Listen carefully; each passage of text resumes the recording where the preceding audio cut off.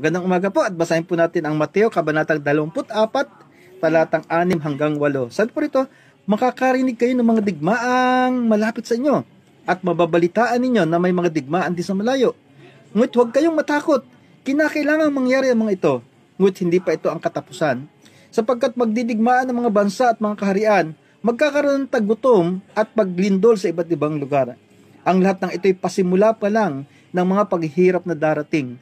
Pinagtuturo po na ang Panginoon ay darating na sapagkat ito pong mga sinasabi ito, nagkaroon ng digmaan, taggutom, malalakas na lindol, ay ito raw po ay sinyalis ng pagdating ng Panginoon. Pero ang hindi po yun.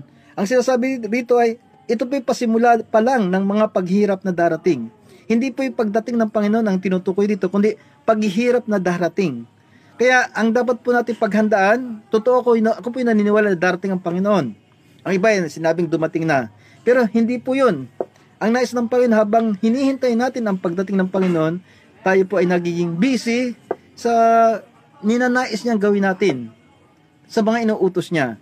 Ang iba po busy sa pagpaparami ng simbahan, pero hindi po busy kung papaano ang mga tao sa simbahan ay magkakaroon ng maayos na buhay kahit nagkakaroon po ng taggutom.